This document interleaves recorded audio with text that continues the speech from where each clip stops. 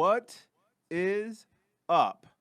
New episode of Critical and Thinking Podcast. Ty Barnett. Ian Harris, what is going on? Yeah. You know what? We got a lot to talk about. We got a Right. lot to cover. We're waiting for some people to jump in here. Ian Harris has joined. I see I'm that. going to share this Yes. as a. I don't know how I'm to going to do do it a from here. watch party. What up, Corey? Whoa, Corey hey. is there. Hey. Start. So yeah. We got I know last podcast there was a lot more gruff in it, and we always promise ourselves every week that we're gonna make it lighter. So we're gonna. Can we talk about the movie? Do you mind if we? Yeah, let's talk about. We can. Let's start with. Okay. Let's start with the movie, and then we can go on to. What up, Bruce Jingles? To some other shit. Yeah, so we're gonna start with Once Upon a Time in Hollywood. Ian What up, just saw Corey? it today. I I actually saw it on the weekend. You saw it. I Oh, saw you it on the did. weekend. Yeah. That was yeah. an old thing. No, I meant to type were. Oh. I saw that afterward. I saw it. I was honestly when I saw your post, it said an hour. It said you were halfway through the movie in an hour, and I'm like, how the fuck is he gonna make this podcast if Yeah. he's at the movie? So No, I meant to say we were halfway through the movie. We and gotta I said have Bruce on and I one said day. we are halfway through the movie. Well, all you Okay. gotta do is click. It always thinks you are Bruce. I know. Hey, Bruce, you know that, right? They for some reason face Yeah. recognition for some reason thinks that we look alike. I don't understand. It always says, would you like to tag Bruce Jingles and Moby? And And we're like, what the fuck? And the thing is, I don't even get that with Bruce. Like No. Bruce is a dark chocolate. I am caramel at the darkest. At the darkest. I don't understand how they keep messing that up. But Yeah, and I am pasty, whereas Moby is ghostly. hilarious. Um, What up, Corey? Bruce, we got a couple people, other people chimed in. I got So some go. people over here too. Thank you, people on this side. We got So let's talk a little What'd you bit. think of it? Spoilers. So we're gonna tell you right Oh. now. Spoilers. We're gonna talk a little bit before we get into heavy shit. We're gonna talk a little bit about Once Upon a Time in Hollywood, Quentin Tarantino's ninth movie. If you have not seen the movie and you care about not having it spoiled, I'm telling you, leave now because we will be talking about it. yes. So to start this off, to be honest with you, I didn't realize this was only his ninth movie. Yeah. I would have thought, this dude's been around for a long time. Yeah. 1992 was Reservoir Dogs, I think. That's weird that he only has 9 movies. But he does does. Uber the rest of the time. He makes. I'm sure he's doing okay though. It's like- Let me say before we even get started, I was just talking about this. You know what I like about Tarantino, as a human being, that the Zucker brothers do this, the Coen brothers do this. They do this thing where people who like family members or people who have helped them out in the past, people who are been in their movies or whatever. He always finds a role. Tarantino. Yes. Yeah. So you look at like Michael Madsen's in this for a very short period of I time. know. And the thing about it is this. Michael Madsen, I hear he's really hard to work with right now. They say that like there's people they say you could get him for $10,000 to be in your movie, but no one wants him in your movie because he won't show up. He might be drunk. I mean, I don't know Yeah. if this is true, but I've heard. I was rumors. just about to say like they probably go pick him up from rehab to Right. shoot his scenes, but you just it's like verified that. and it's like you hear that and you go, man, that sucks. But the thing is, as when you do something, you do a movie, I still get. I mean, they're tiny. I still get like $3 checks for voiceover work I did for. I just got a check a for movie. 21 cents. Right. I just got it. But I'm imagine cashing the if you're fuck a out of slightly it too. bigger role, and you've got 100 movies, and something as big as a Tarantino movie that plays all the time and gets licensed all the time. Right. You must, even the small role people are probably still getting $1,000, $2,000 a month or every quarter on all these different little Yeah. movies. So when I think about when the Zucker brothers put their mom and everything, or that's like a retirement plan. Every time Airplane gets picked up somewhere, I don't know if she's still alive now, but Charlotte Zucker would probably get a few $1,000 in the mail or whatever the deal. Oh, I'm sure, dude. Like- And they play that on AMC all the fucking time. So I think that's really cool when I see these people and they're like, that's cool, man. That guy was there when he was starting out. And he continues to put that probably because he likes to work with him, but also because it's like, hey, man, I'm gonna give you a role. You're not working too much right now. I'm gonna put you. But in I here, also I also think that people like Madsen also look at it like, well, shit, this is the only dude that'll put up with my shit. So let me Yeah, I'll take the role. Cool, because I wasn't really doing anything, Right. and I know you understand how I am, and I don't want to fuck this relationship up. Right. So yeah, I think but that is great actually. It's That like a he does. mutual respect, but I just think it's cool that it's like, you know what? Forever, I'm going to always make sure you got a paycheck coming to you down the road. I think that's pretty cool. And and he gives a lot of people starts. He's given a lot of in this one there was 3 or 4 kids of people. Andy McDowell's daughter was in it. Oh yeah. Bruce Willis's daughter was in it. Like a lot of these people, he put their kids in. And I thought that was look cool for too. Tarantino to be directing Die Hard 9. Yes, exactly. Starring Rumor Will. It's just a rumor. Rumor Will. But yeah, it's I think that's cool. So the thing is about this movie, it's the What up, Frank? What up, Vince? What up, Lil Rob? now here's the thing I don't like about Tarantino movies. And I'm going to qualify this again. I like it and I love it at the same time. He breaks rules that you can't break. And I think that's cool. Like what? Well, okay, good example. In this movie, we're an hour and a half in of a regular narrative movie, and all of a sudden it goes 30 minutes. It becomes a narrated movie with Kurt Russell going, and then the guys came over here, and then they went here. Yeah. And he was feeling rough at this moment. And you're like, wait, where the fuck did this voice? And then it goes for like 30 minutes of them explaining their feelings. Yeah. And then it goes back to a movie. And you're like, you can't just, if I did Nah, if I did dude. that, they would be like, if I made a movie and all of a sudden they would be like, what the fuck was that? You can't just do that. And the other thing he does is this. He does like exposition. If I wrote a script and I said, Ty's feeling angry, they'd be like, it's a movie. You have to show Ty feeling angry. You can't just write that he feels angry. Right. We don't know that watching it. That's called exposition. Or if you say stuff in the dialogue like, I'm feeling angry right now. Don't have him say it. Have him feel it. So when he does stuff like shows somebody on the screen, he just puts a thing up that's like, Steve McQueen. You're like, really? Like, he didn't do that with all the other characters. This is Bob Angel. Like, it just out of nowhere, it freezes and it's like Steve McQueen. It's like, show us that it's Steve McQueen. Don't freeze and put a fucking Steve McQueen. But on the other hand, there's sometimes when you want to break a rule and you feel like you can't break a rule and you do some bullshit to so you don't have to break the rule.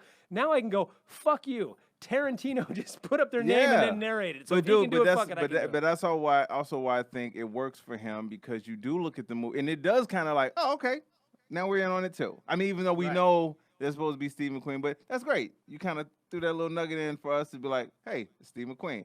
So it was weird though. He did it with Steve McQueen, but the person he's talking next to Steve McQueen is supposed to be Connie Stevens, and he didn't. And he didn't put it with Connie Stevens. I just saw it in the credits. I'm like, Connie Stevens. Oh, that's who that was. Yeah, like, why did you say Steve McQueen's, but you didn't say Connie Stevens? Like, I don't know. Exactly that, and I like how when you first hear, you know what, Pacino. Right. I wish Pacino would have done more. Like, someone saw the movie before I did, and they said the same thing. It was like, man, you could have done so much more with Pacino. Right. And that's the only slight that I had, because his character, to be that agent and to try to convince this dude, of what he should do. And we know this because we've had the agent talk. We've talked with agents about what we should do and da-da-da-da. So to me, it resonated like, oh, yeah, I know that guy. I know that dude right there. So I want to see more from this dude when he's trying to convince him, hey, man, I'm just telling you, your character gets beat the fuck up a lot. Right. What do you want to do? Do you want to change it up like this? And I could hear these conversations being played out in the city. So that's why, like I said. And also, you always go, well, what's his motivation? Is his motivation really to get his client better? Or is he just like, I'm getting money. Yeah, I'm trying to cash a check. I want to cash a check. I'm going to send you to Italy. And then the other hand, I'm like, is this supposed to be like, was he supposed to be like Clint Eastwood? Because, Clint Eastwood did all those like.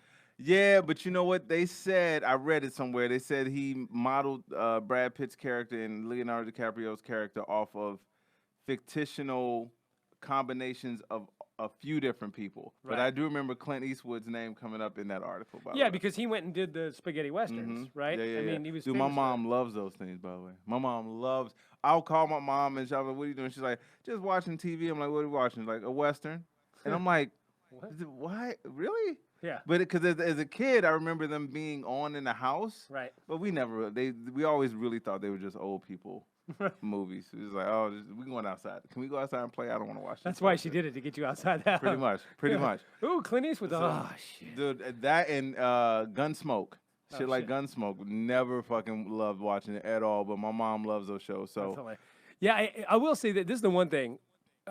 Brad Pitt, first off, both those dudes, they can fucking act, dude. Yeah. I kind of hate saying Brad Pitt's a good actor because it seems He's- like no, it he's- seems he's- like he. But fucking Leonardo DiCaprio, my wife hates. She likes Tarantino movies, but dragging her to a dramatic movie is kind of hard. Mhm. And usually she doesn't like anything that's too deep or whatever. she go? So She went she to it? went, yeah, and she's like, "Damn, Leonardo DiCaprio can fucking act." I'm Yeah. like, "Yeah, dude, that dude acts like he was fucking good." And the scene where he has to act, and the And little then girl the girl goes, "It's reminds the her- best acting I've ever seen," and he's He like, says, so it's, fucking Rick Dalton. Motherfucking Rick Dalton. and the scene in the trailer where he just goes nuts. That shit's hilarious. But I was like, damn, because he had to act like a guy who just learned to. You know what I Yeah. mean? He was good in the scene for what he was doing, but he also had to play the guy that was good in the scene as well as the guy that was bad in the other scenes. Like Yes. that was pretty fucking. That's why I said, impressive, man, like, and it was, to be honest with you, it was part of the reason why when I saw the previews for the movie, I said, okay, I'm gonna go see it. One, because it's Tarantino. I'm gonna at least go. I gotta go see it, and I will. I love the fact that he didn't say the N word not once. Thank God, it was no. He reason. didn't? No, not hilarious. No, not once. Well, were there? Yeah, I'm surprised that they didn't have Manson say it. I know, right? It's like we got to get it in there somehow. But then when I saw the cast, here's the thing. Here's my thing with Brad Pitt, bro. Brad Pitt, George Clooney, and it's another one in there somewhere. Hey, Kurt Russell. Like I'm a Kurt Russell fan. So ever since Big Trouble in Little China, Right. Like I've been a Kurt Russell fan. So I'm always rooting for this dude to still be in movies. So Tarantino's kind of giving this dude like a reemergence. Right. Like even because whenever you think you're not gonna hear from Kurt Russell again, Right. you see Kurt Russell in a movie. I like and like we talked about. I like Michael Madsen. Yes, Michael Madsen's exactly, always exactly. fucking on point. Dude's always Um, good. So when I saw the cast and like Brad Pitt, Leonardo DiCaprio, I'm like, man, I'm at least gonna go see Margot Robbie and all these people, right? But Brad Pitt to me, like at first you would think, like you could watch him in the Ocean's movies and think that he's mailing it in. Right. Like it's just really just him being a Hollywood dude that's robbing some shit. Right. But this you watch and you're like, I'm not gonna lie, dude. There was a part of me that was like, man, please don't. Come on, man. Again, we already said we were gonna spoil it, but part of me was like, man, don't kill this character, bro. Right. Don't. Come on, man. Let Yeah. this character live, bro. Yeah. He's too fucking cool, not to fucking like Right. when he goes in and checks on the old dude. He's like, nah, I think I'm gonna go in right now and check myself. He just.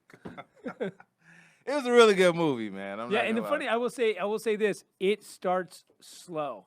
It takes a long time to build, and there isn't a lot. The only story or character arc in the whole thing is the character arc of Leonardo DiCaprio. Right. The rest of it is literally a day in the life. Of everybody else. There's no real story arc. There's no real beginning, middle, end. Again, as a film, from a film standpoint, if I did this film, or if you read the script or whatever, and it wasn't Tarantino, most people would be like, they would throw the script away. They'd be like, there's no story arc. It goes too fucking long. It switches up genres 3 different times. Like, it's all over the fucking map. But he does it, and you go, shit, that was cool. Like, Because- most but- people couldn't get away with doing that. Like, And but that's why I say when you've carved like some actors carve out their niche as actors, singers carve out their niche as singers. This dude has carved out his niche as a director. right. And so when you see a Tarantino film like Corey brought up, The Hateful Eight. Which is the only one I haven't seen, by the way. Oh man, you got to see it. It is really good. It is long, but it's also like I said, you give it so much of a pass because it's Tarantino. And you're like, I know this is gonna have a Right. point, and I know this is gonna be a reason for this. What up, Julius? What up, Ron? So to me, I think this was it. And you know what, man? It's one of the movies where if you live in Los Angeles, you watch it just to see the landmarks. I'm not gonna Right. lie. I was watching like, oh, I live right around the corner from there, or hey, I know where that spot is. Yeah, we eat a lot at El Coyote. Yeah. And yeah. and when they show El Coyote, my daughter goes, "Hey, Yes. hey, El Coyote!" I was like, "Yeah, there's Yeah. a few spots on there." I was like, "Oh, that's right by my house." I'll check that. I'm actually gonna go. I googled the Tate House. Oh, yeah? I'm gonna go look. Oh, nice. I know it's Is a it up in gate, the but hills? yeah, in the hills. I thought it was closer to where I was, Right. but it's not. So I gotta go. I'm gonna go. If not today, tomorrow. I like. There was it was funny too. In the middle of the movie, my daughter leans over and goes, "Dang, Tarantino stole your playlist." Hilarious. It is a dope soundtrack. Yeah. It really is good, man. And plus, you start trying to compare the two to see what happens. So again, Should we talk about the end, or should we just go on to something else? Well, we're gonna. Well, I mean, yeah, let's not totally spoil it Okay, for we're not everybody. gonna spoil it for you But guys. I will say this: everyone I've talked to wonders where the hell is this going, because it follows the Sharon Tate, Roman Polanski murders. That's right. And it's the Manson family, and that's what it's about. And You know what these it two does guys do? live next door to Sharon Tate and Roman Polanski. You know what it does do is that because you already know what's going to happen historically. You already Right. know. So we're watching this movie with Waiting for the historical thing to come through. Yeah, exactly. So I will say that it definitely is. It's let's just say it's an alternate reality. Like you're trying to figure out, wait, how is this gonna? How are they gonna put these characters in that scene? Yeah, so they're not really we there? don't have to. Yeah. So just go watch it if you're gonna watch it. It's actually really really It's good, and honestly, the performances are great. And you know who I You know, I'm really starting to get liked? a really crush on now is Margot Robbie. I'm Yeah, not gonna lie, I'm starting to get a little crush on her, a little bit, She's not ugly. a little bit. You know who I thought was really good, who I freaking loved, and I was like, who is that girl? And I found out that she's Andy McDowell's daughter, is the girl that played the little one that brings him to the Pussycat. The one that he keeps picking up he keeps seeing at the little one, the one that he picks up that takes him to the Manson family. Oh, that's Andy McDowell. That's Andy McDowell's daughter. Oh shit, I didn't know that. But I was like, who is that girl? Because I've never seen her act before. And Yeah. she was really charismatic and really cute and really funny, and like her scenes were really great. And I'm like, I've never even seen this girl Dakota before. Fanning tripped me out too. I didn't know that was Dakota Fanning. Oh, there's a couple in there where I was like, wait, he was in that? Tim Roth was in it, but apparently he got cut. He actually put in the thing, cut. So I'm like, oh shit. Oh wow. But he still put him in the credits. Got that day again. rate. Got that day rate. But yeah, so it was good, and the acting was great. What up, Mel? Oh yeah, Jackie asked, how do you guys feel about the remake of the show? Let's see, if you go up on his kids, I'm getting sick of it. How do you guys feel about all the TV shows we grew up on being remade? You know what? It depends honestly on how they do it. Because it's a good and bad thing. If it's such a great show, you're like, no one's gonna fuck with that. No one's gonna make anything better than that. Right. Period. But then there's the nostalgia of you saying, man, I remember the feelings I felt when I saw that show. So it's a double-edged sword to me, Jackie. I think if you can do it well, sure, take a shot of it. But understand that people that grew up on it, they're not really going to look at it the same way. Like, you know what? Almost perfect example. Jackie, did you watch the live at a studio audience, the ABC thing? Did you watch that? No. Should watch it, dude. It's Norman Lear. He did a live a recording of the Jeffersons and All in the Family. Jefferson's on Ice? Hilarious. What movie was that? Frozen movie. No, I know it. God damn it. Because it was it's gonna fuck with me. But anyway, they did a live version of that in front of a live studio, like they used to do sitcoms back in the day. But they had All in the Family. Woody Harrelson was playing Archie. Marissa Tomei was playing Edith. I forgot who was playing Rob. Who's the guy that played Meathead? His character. You're talking about. So that, and then Jamie Foxx played George Jefferson. Rob Reiner. And then Anthony Anderson played. So they did that. My whole point to all of this is that when I watched it, I thought it was gonna be shitty. I was like, man, I'm not watching that shit. Well, I also don't get. I mean, there's one thing like a remake, and then there's the redo. Like when they have, what's the fucking one? My daughter watches it, and she watches it because she knows it's so fucking bad, and she never saw the original. But what's the goddamn? I never watched the original one with the Olsen twins. Oh, Full House. Full House. There's Fuller House now. Oh yeah, no, I don't watch it. It's on Netflix. It's like God. It is. If you thought Full House was bad acting. Jesus Christ! Oh wait, she said 90210 is back with the originals. Are you? Shitting me? No, I know that does not look like it's gonna be good, Jackie. Not at all. What are they gonna do about Luke Perry? Put him, just wheel him out in a. Stop. Although Luke Perry was in. Yeah, he was in it. He was great in it. Yeah, he was. Was it Mills?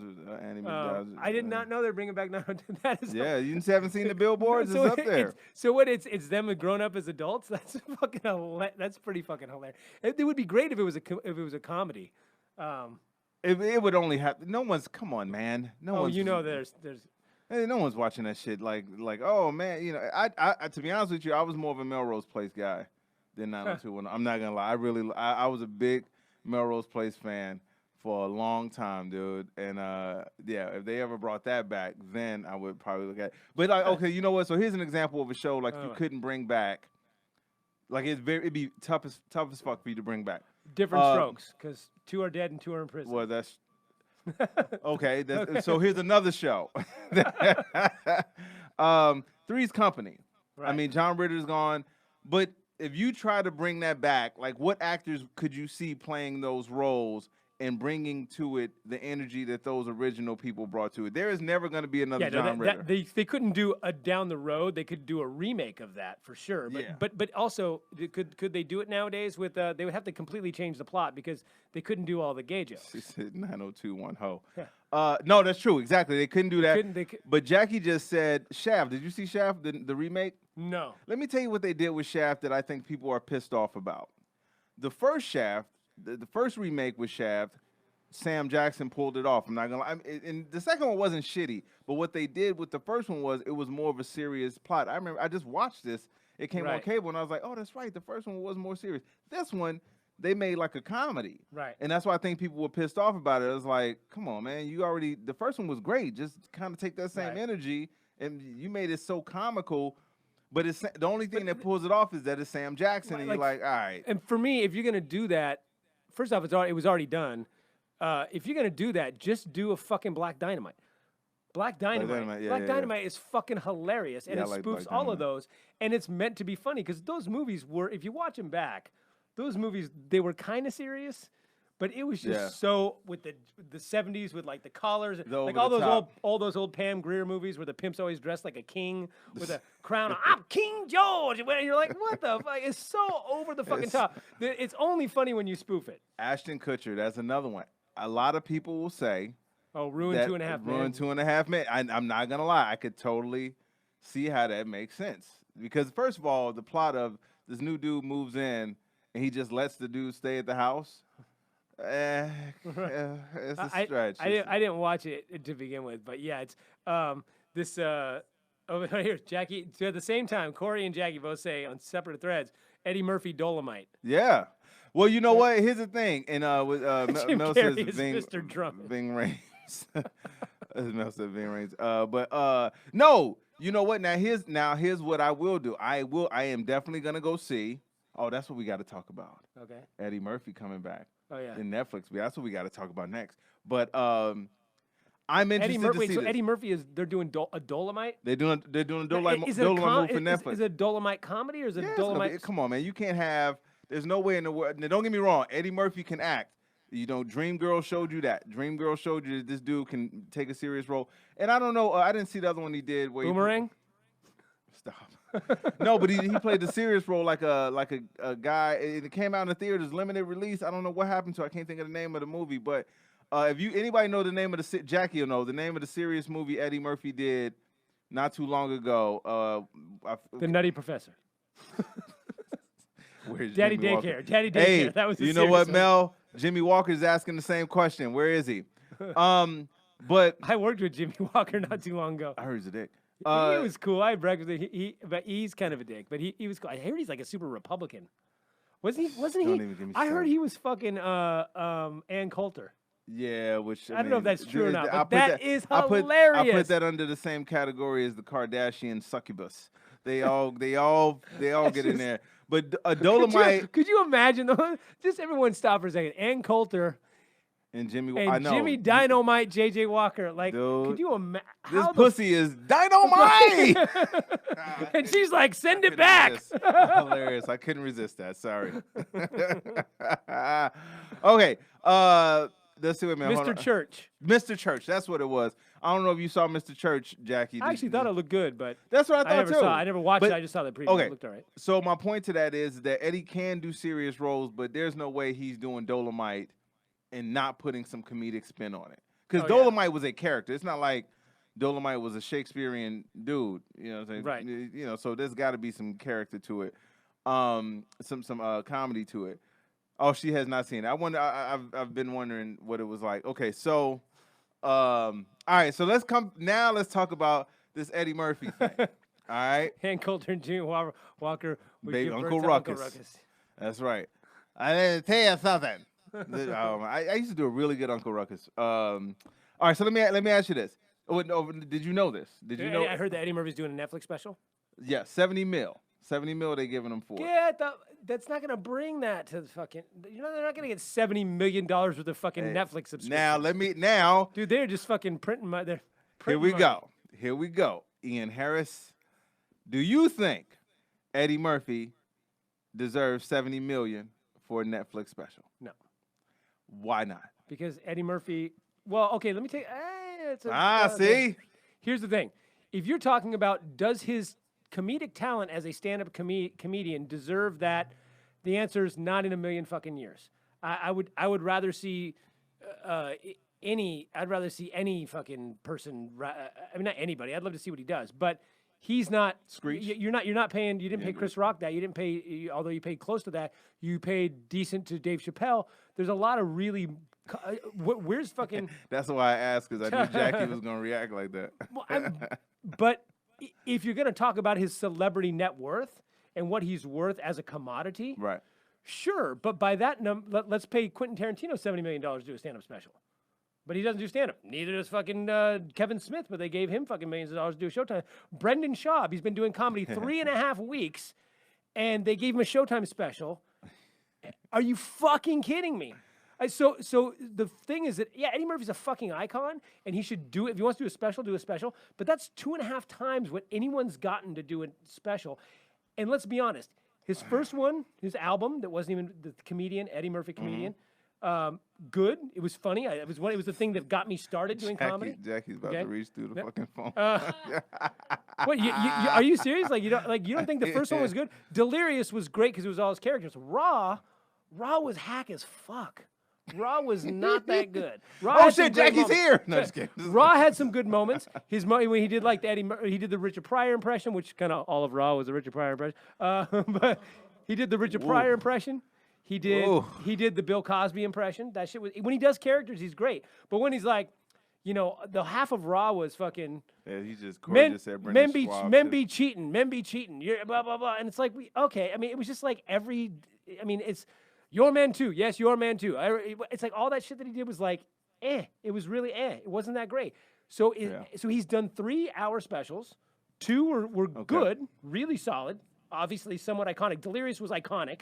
Okay. Raw was Compare that to Richard Pryor. Okay, so here. So let's disagree. No. Richard Pryor, George Carlin, fucking blow him out of the water as comedians, as comedic actors. He's top 2 or 3. For movies, I mean, fucking all the movies he did in the '80s and Saturday Night Live, he fucking saved Saturday Night Live. The guys are fucking amazing. But his stand-up is here. Eddie says, Mel says Eddie's franchise, Raw was great. And Pryor and Eddie are iconic. Jackie wants to kill you. No. Hold on. Jackie says Raw was hacked, but good. I agree. I saw Raw in the theater, but I'm just saying half the stuff was rehashed Richard Pryor. Okay. So here's my thoughts on it, and I asked you because I do agree with you to a degree. Actually, I agree with more so than you think. Here's my thing. If you're talking about viewership and people tuning in that are going to go on Netflix, right, get a subscription, steal their friend's access code, right, Eddie Murphy will make them do that. Most definitely. He will bring numbers, for sure. He will. People will click on and they will watch, even if they just want to see this dude on stage telling jokes. No, absolutely. They will do that. If they do that alone, Netflix is thinking, okay, that alone is worth that money. Now, let's go to the comedic part of it. Let's go to the straight stand-up, because you know how I feel about Eddie Murphy. He's one of the reasons why I started being a comedian. But once I became a comedian and once I started studying comedy more, once I started performing more. The last leather special. Hilarious, I know, right? But once I started studying comedy more, I had to put Eddie where I honestly felt he was as just a stand-up. As an icon, as a force in this business, you can't talk about comedy without talking about this person. Eddie Murphy is either one or two. There. And he's also probably the reason. He was definitely more of the reason for me getting into comedy than Pryor or Carlin originally, Right. because he was accessible to me as a kid. Right. I watched him on SNL. I watched Delirious. I had the Eddie Murphy cassette tape when I was in like junior high. And then I went and found more. I really started paying attention to Richard Pryor. I really started paying attention to Right. George Carlin. I started paying attention to other comedians because I got into comedy originally from Eddie Murphy. Right. No, that's fair. Yeah. But that's why I say that alone gives him the right to do this and say, you know what, I'm Eddie Murphy. For sure. People want to see me, and they will. Now let's talk about just the stand-up part. Okay. And Jackie says every legend is dead. He deserves it. I'm not saying he doesn't deserve it, but I'm just saying from a business standpoint, 70 million. That's a lot. He might bring that. But that's what I'm telling you from a business standpoint. That's what they're looking at it as. But from a whose comedy Okay, is worth, so let's come to that. Now, if we're talking straight stand-up, no, Eddie is not in my top 10 anymore. That does not mean he's not one of the funniest people to ever touch a microphone. He is, no doubt. Raw and Delirious are still classic comedies. Right. You can watch them, but again, like you said, sometimes you'll watch it. As a comedian, you look at it and like, man. But again, not Delirious. Delirious was great. Right. So to me, I feel like the pressure for him to come with this is gonna be ridiculous, bro.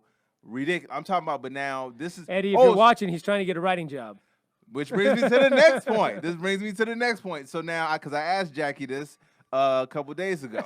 I'm deleting you, Tom. Hilarious. But we talked about this, Jackie. I told you that he's still one of my all-time greatest influencers in this business, and he still is. But if you're asking me just straight stand-up, I've seen other comedians, Patrice, Chappelle, Rock, who's Franklin Ajayi to me is funny. I said Patrice, but Corey Holcomb. I'm not gonna lie, Corey makes me laugh. Godfrey. I've seen people that I think on a consistent basis do that, and that does not mean that they're anywhere near Eddie as far as star status. But as far as just making me laugh, that's that. But so my whole point is that he's gonna need a team of writers. Take yourself out of it. Ian Harris is not in the running. Ty Barnett is not in the running. Jackie is not in the running. You got to put a team of writers. Man. Hilarious. You got to put a team of writers together for Eddie Murphy. Who you putting? Who you got? Let's see, Jackie. Everybody in this room is excluded. You mean who? Jack Knight. Who's Jack Knight? Jack Knight, he just did a comedy Central Half Hour. He's young coming up. Good. Well, now here's the thing: is he trying to? Because Eddie Murphy was Eddie Murphy was never a black. He's kind of like Chappelle. I don't consider Chappelle a quote unquote black comic. Gary Owen? In that No. he was trying to only go after black audiences. He wasn't doing Def Jam. Chappelle always. I worked with him so many times in the day, and we worked Sacramento and San Francisco and places that are a lot of white people and a lot of mixed people, a lot of different. Jackie said no to Jack. Yeah. But is so someone like Chappelle, I think he's writing, Neil Brennan, white. So he wasn't writing just to a black audience. Right. Is Eddie Murphy writing to a worldwide audience, or is he writing to a black audience? Okay, okay. So here we go. Because that's going to change. So this is why I said Number one, you hired Doug Stanhope. That motherfucker can write. Okay. Now it'd be way too edgy for Eddie, though. Maybe. But now, so here we go. So let me. But I tell don't know. you, Eddie can get away with some edgy let shit. me tell you who I think. I already said Wanda. Wanda's already there. Wanda he said Sykes? Neil. But he just said Neil Brennan. But now here's the thing. It can't. I personally don't think it should be anybody new. The reason why I say that is What about Chappelle? Chappelle definitely. But do you think Chappelle would, a guy who makes $40 million a special, would write for someone else? Yeah. Yeah. It's Eddie Murphy. Yeah. But so here's why I say this. I would not pick any new cats because Eddie Murphy's not trying to get a new audience. The people who are with Eddie are with Eddie already. They already here for him. That doesn't mean the new cats can't do it. It just means that voice, he's not going for that voice. He needs to be 30s up. 35 up. That's who he's writing for. So, or that's who he's performing for. So you say Vargas? Who said Vargas? Vargas Mason? Really?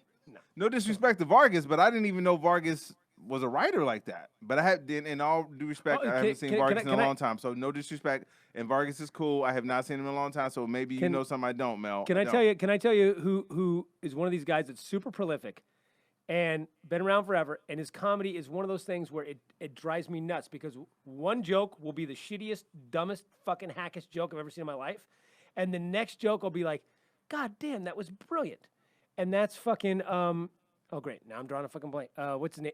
Eddie Griffin. I brought up Eddie Griffin. Eddie Griffin does like 20 minutes about Jesus being unreal, and then the next thing is like, I'm fucking pussy, and you're like, what are you talking about? Like, how the fuck did that come? I brought up Eddie Griffin, and I think Sometimes his shit. Sometimes you hear it, and you go, how the fuck is this? And if he had all that shit collected, you'd be like, this dude's amazing. Yeah. But then all the other shit fucking pollutes. So I gotta. No, Vargas is awesome. Vargas is awesome. I'm just saying I haven't seen Vargas' stand up in a long time, and I did not know that he had a voice that would fit with Eddie Murphy. So maybe that's on me, and I gotta watch. You know, he's a little angry though.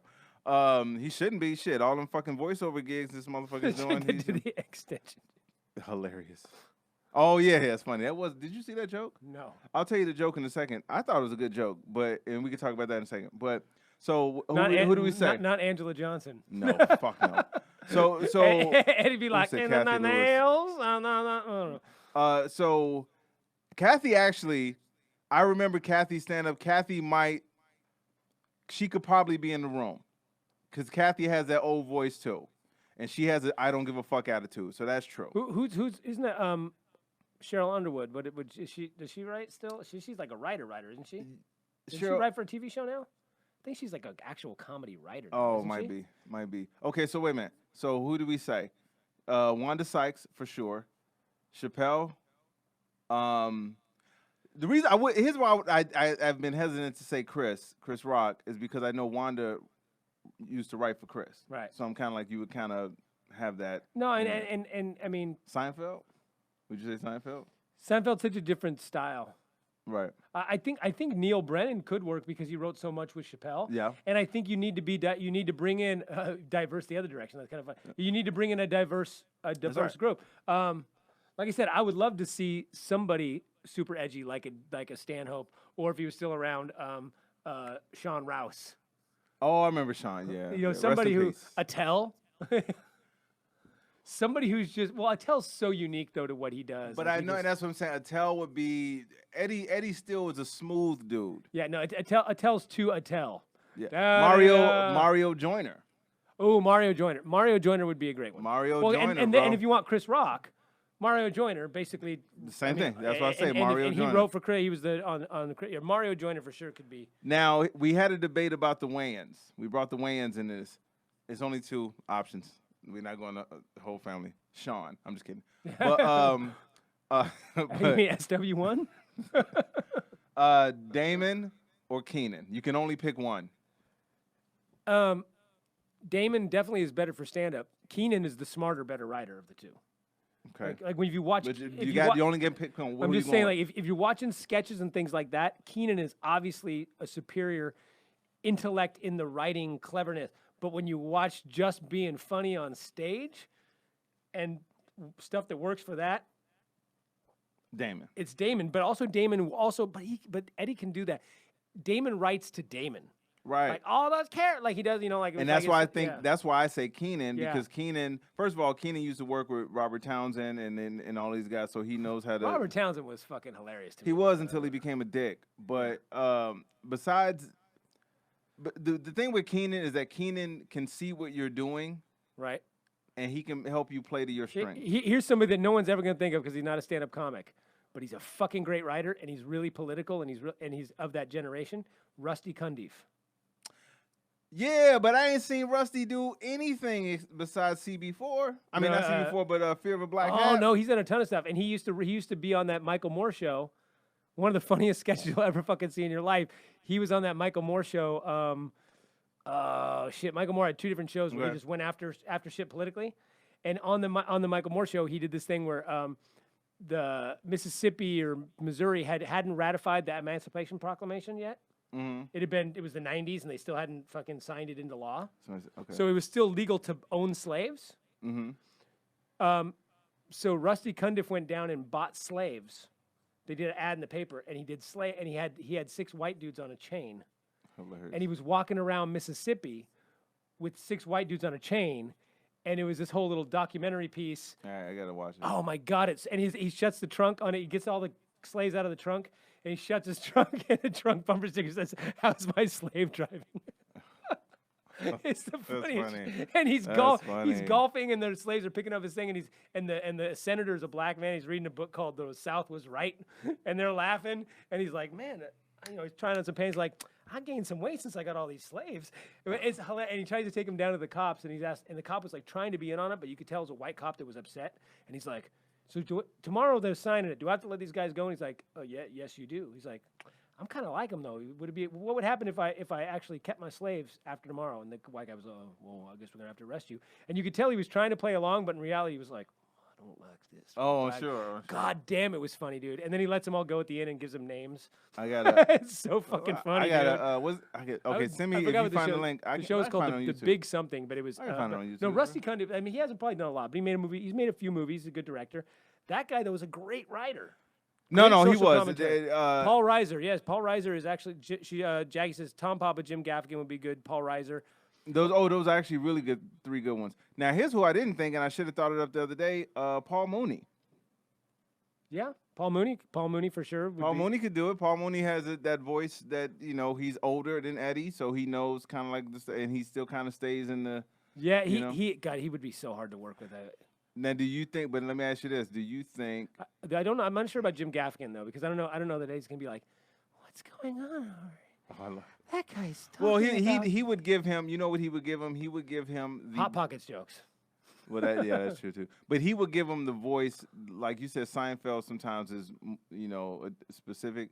Gaffigan would take common topics and be able to put the spin on it, and maybe Eddie can do his voice to it or whatever. Hey, Jim Jeffries. Oh, Jim Jeffries. Yeah, but Jim Jeffries has writers. Yeah, so you can get Jim Jeffries writers for that. Okay. So here, since now we've agreed that it is worth. Okay, so let me ask you something. Since you think $70 million is too much for Eddie, you're the head of Netflix. You're the head of Netflix. Eddie has no. So here's the thing. You're the head of Netflix. You've watched Eddie's special. It's ridiculously good. It's like you didn't even think it would be that fucking good. It's Eddie Murphy Bring the Pain. Okay. How much you giving him? I mean, honestly, they think that $70 million is worth it, so I'm sure they know. No. way What better are than I you do. giving them But right I'm saying, now? if I were in their position, I'd probably know that, and that's probably what I would give. Right? I mean, I'm looking at like you gave Chris Rock $30 million for 2. Right. You gave Chappelle what, $50 million for 3 or 4 or something like that? Was it $40 million or for 4? I thought he only did 2. He did 2, but there were 2 doubles. Oh, yeah. So it was 4. Not bad for 4 I mean, hours work. 50 million maybe? 50 million? I don't know. I mean, he's a bigger icon than both, but I don't know, man. That So you're doing 50 million in for comedy? one? In comedy, Chris Rock when they gave Chris Rock his 30 million, he was bigger than Eddie was. Yeah. But that's why I say I think you're talking about Eddie has 10 kids. All right, 10 million. A million, Exactly. 100 million, 10 million per kid. he needs that loot. Here's what I say. I would give him just alone the fact. I'm telling you, man. People will click in just to see Eddie Murphy on stage telling jokes, bro. It is, and I'm saying it as knowing that he's still not in my top 10 anymore, but knowing that he's still, as soon as he drops it, I'm watching it. As soon as he puts it out, but just put into perspective. Once Upon a Time in Hollywood was made for $90 million. That entire production, paying Brad Pitt, paying all the people that were involved. Brad Pitt ain't no Eddie Murphy. But I'm saying that was but that was $90 million. The entire budget of that movie. Right. It wasn't one dude on a stage with lights and a leather suit, right? It was huge productions and houses and 100 actors and Leonardo DiCaprio, all these fucking famous all that location all fees. that music, all that sort of shit was $90 million, and then theatrically worldwide, it's going to make several hundred million, so it's going to make a profit. But if you just did that $90 million and put it on Netflix, Netflix is a subscription-based thing that isn't going to go up and down that much based on a new movie. It basically goes up and down based on overall content. So I don't think they're going to get 70 million more subscribers because of it. It'll just be like, wow, look at this content we have. Here's a reason to stay with us. But if I mean, they get billions. It's $10 minimum per month, Right. and they've got 60 million subscribers worldwide. So that's what, $600 million a month or something like that they're making.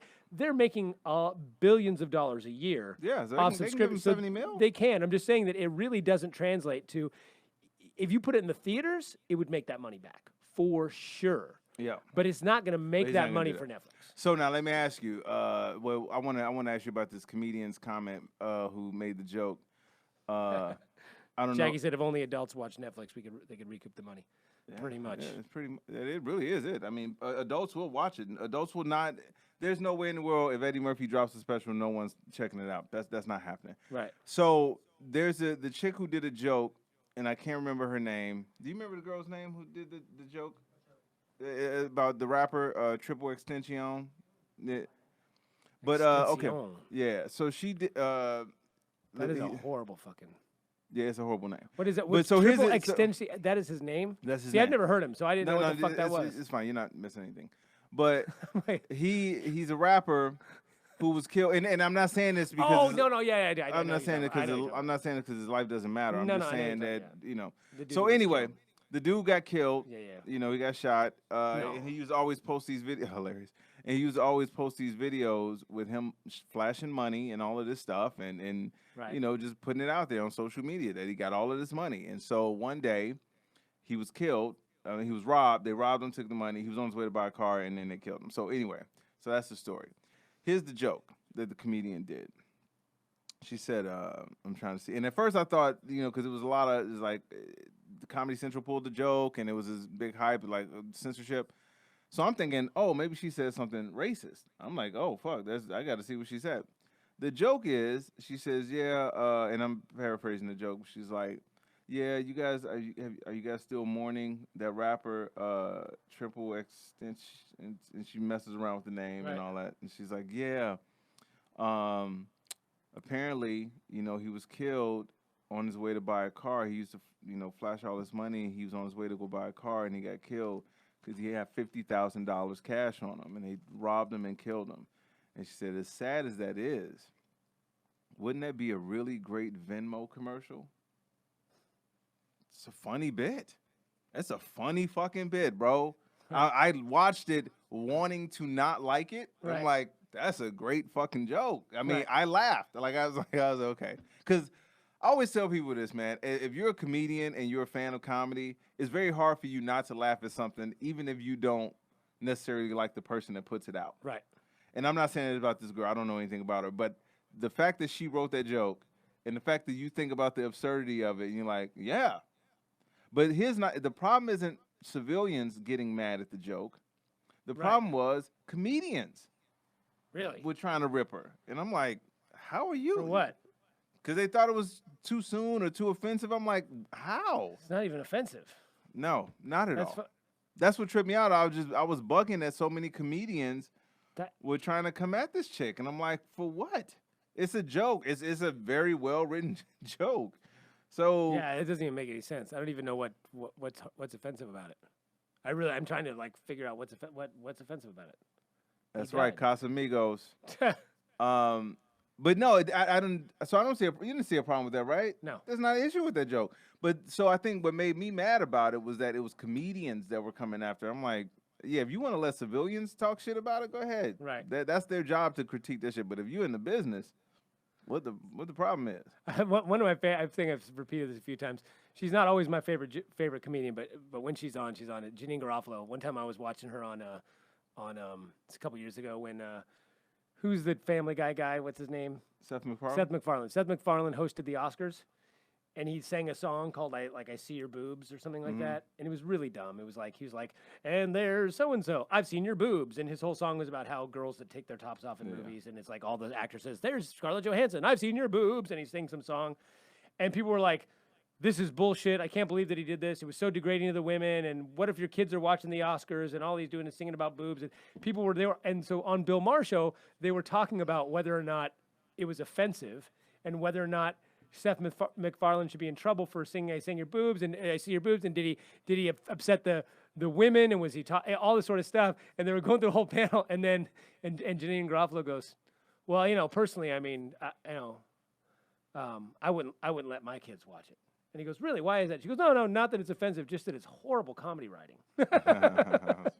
She goes, I don't let my kids watch that stuff. I wouldn't let my kids watch horrible writing." I was like, that's pretty funny. But yeah, I'm only offended by the bad fucking jokes. But that's why I say I don't understand. Like, that was a little bit too hypersensitive for me, because I'm like, come on, dude, stop it. It's a great joke. Stop it with the bullshit.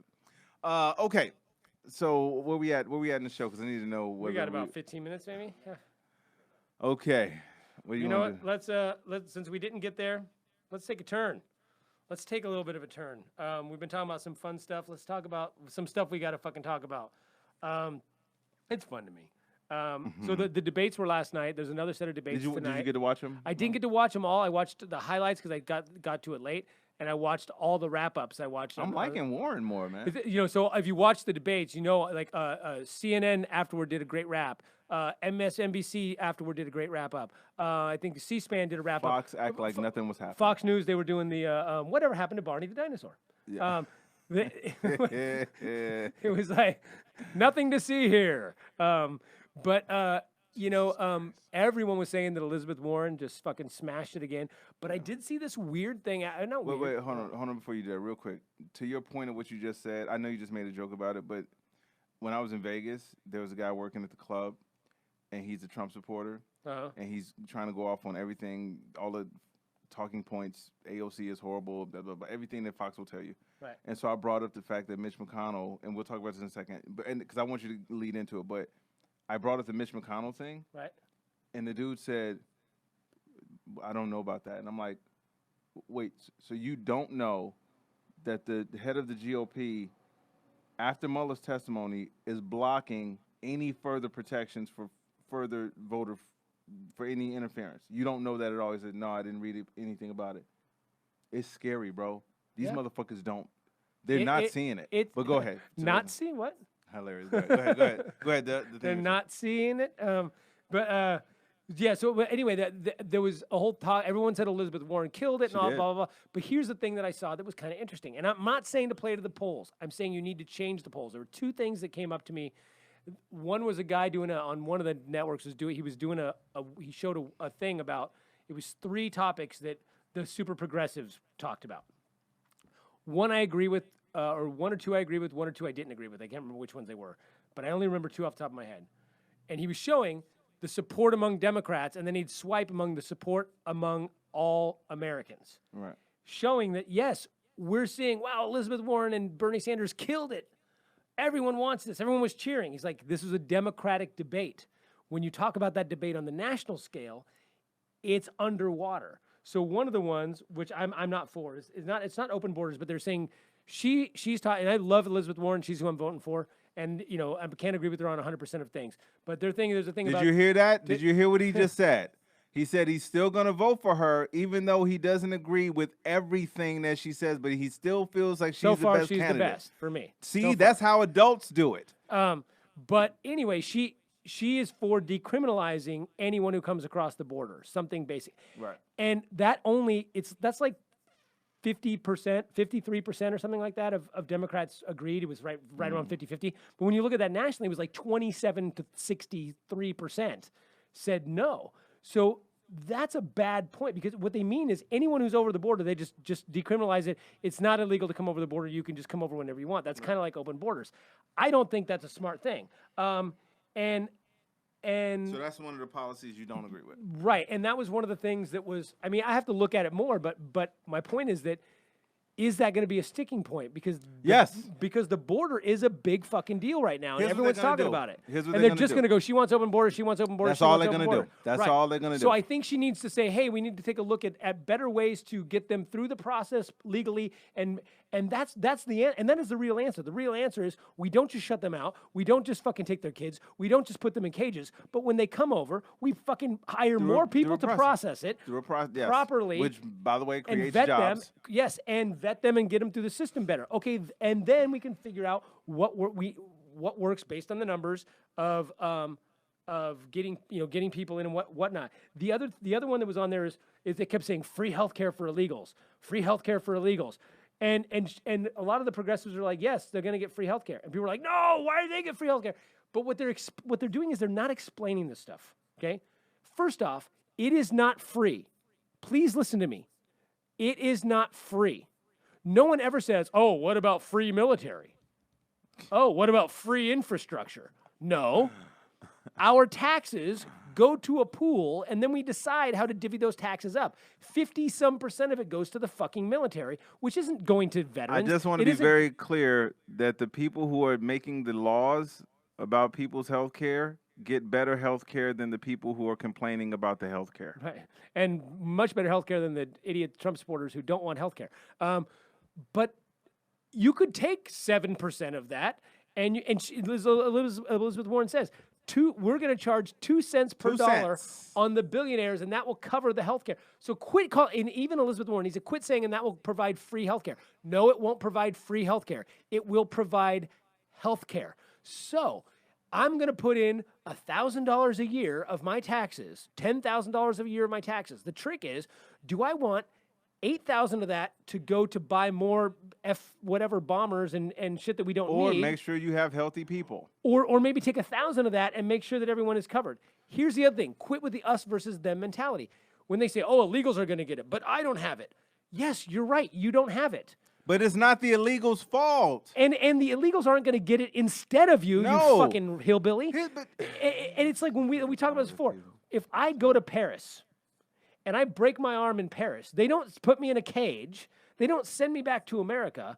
They just fix my fucking arm because I'm in their country. And even if I'm there legally or illegally or on vacation, they have a healthcare system that is not free. But what I told you, it is open to everybody because it's paid for by the citizens, so that everyone is covered. If I come in with this fucking bird flu, it's better for their overall health to do something about my bird flu than to just ignore me. Well, so yes, the thing, if someone bro. comes over and they're illegal and they break their arm, yes, they're gonna get health care. But so will fucking everybody. I have to tell you, the reason why that is not going to, why it doesn't resonate with these people is because of what America was founded on. It is founded on a us versus them basis. Well, everything about this country has been a us versus them. Right. And it's always been about a hierarchy, a status, and all of that. So these people are feeling like, well, shit, why should I have to share health care with that person that wasn't even born here? Right. Now, instead of being mad at the person that is not making it possible for you and that person. So they'd rather have no health care than make Yes. sure a Mexican guy can have health care. Dude, It's fucking nuts. It's nuts, but it's also at the core of why we have the issues that we have. Let me tell you something. Only in this country, only in America, can rich people that already have their shit together convince poor people that don't have their shit together that the people that are poorer than them that don't have their shit together even more are the fucking problem. Right. So when you have But I think you can convince those people with the right language. Not all of them, a chunk of them, enough to get it through. These people, the problem is that they watch Fox News and they think that Elizabeth Warren wants to give illegals free health care that they pay for and that they won't get health care. That's literally what they think. Yeah. And they also think it's going to cost them a ton of money. No, we're not charging you anymore. And if we did charge you another 2% on your taxes, what is that? Another $300 a year for your think and about it, dude. what are you paying in premiums for your insurance now? More than fucking $300 a year. You might as well be talking a foreign language because to them, all they know is color and status. This is what, let me tell you something, dude. When you watch this dude talk, because something to Corey's point, Corey just said, great point. They don't want to think of shit like that. They don't want to think of what you just said. Everything you just said went in one ear and out the other for them because what you're saying makes more sense. You went logistics, you went numbers. They don't give a fuck about that.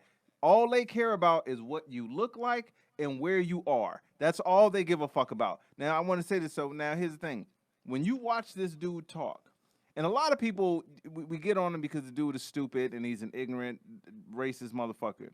But when he talks to his base, Yeah, he talks he to talks them like a 3 year two. and they totally feel like I get it. He said brown people bad, white people good. Right. America good, anyone else bad. Rich people help us, poor people hurt us. That's all they hear. Right. So to them, they But that's my point is about the language. Like this is what they could do when they say, so do you think illegals should have health care? What they should just say is, under my plan, all Americans are going to have health care. Yeah, health care will not be free. Health care will be provided. What up, Jason? And when they go, where's the money going to come from? Rich people and taxes that you're already paying. The rich people that you gave a huge tax break to. Right. And the taxes that you're already paying. And you didn't vote for those tax breaks. They just gave it to them, by Right. the way. I want to be very clear about that. And you also didn't vote for the free military. What about, I don't want free wars. I don't remember paying for free war. Where are all these free wars coming from? What about all these free corporate fucking welfare? I don't remember asking to give free F-15 bombers or whatever the fuck they're called. They're free. You're telling me they're free. Well, no, our taxes are paying for them. That's what would happen with healthcare. You fucking ignorant retard. So no, it's not free. We pay for it, but we just would not pay for something that we don't need. Doesn't anybody remember no taxation without representation? Yeah. Oh, they gave that shit What up the on some of fuck do you think? It's not representation to be giving it to rich people and giving it to the military that we don't need. We don't need another fucking aircraft carrier. I'm telling you, though, again, he talks to these people in a way that makes them feel that he is looking out for them, even though statistically, but you can could see do, that you that's could not do that happening. on the other side by saying, hey, we're gonna give good wholesome You Americans covered. We're gonna give you no medical bills. No medical bills. No. White people, no medical bill. White people, no medical bill. White. Did you see him? Elizabeth Warren. White people, no medical bills. You say exactly. You come up with the little sock puppet. You pay nothing. I pay nothing. No, you pay nothing. It's free? No, it's not. It's provided by rich people. Yay! Rich people are helping you. Yay! Oh my it's God. trickle down healthcare. Yay! Trickle down Elmo. Trickle me Elmo. Trickle me Elmo. But again, dude, I'm telling you, the reality That's a is funny bit. these people don't. Let me tell you what the easiest thing is to do. Is to trick somebody into feeling like everybody else is the enemy except you. Right. That's the easiest thing to do. And But what this guy has done. So make the rich people the enemy. No, but because again, dude, the rich people look like them. If this was Obama Not saying really. all of this stuff, no. Call them toothy Americans. Hilarious.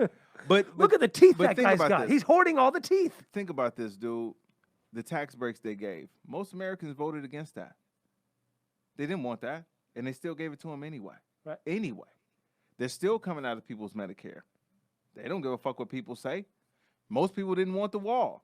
Not only did he get the money for the wall, he stole the money from the military to build the wall. Americans did not want this. Right. Most people did not. So they are still telling these people, hey, this is what we're doing. But again, the only reason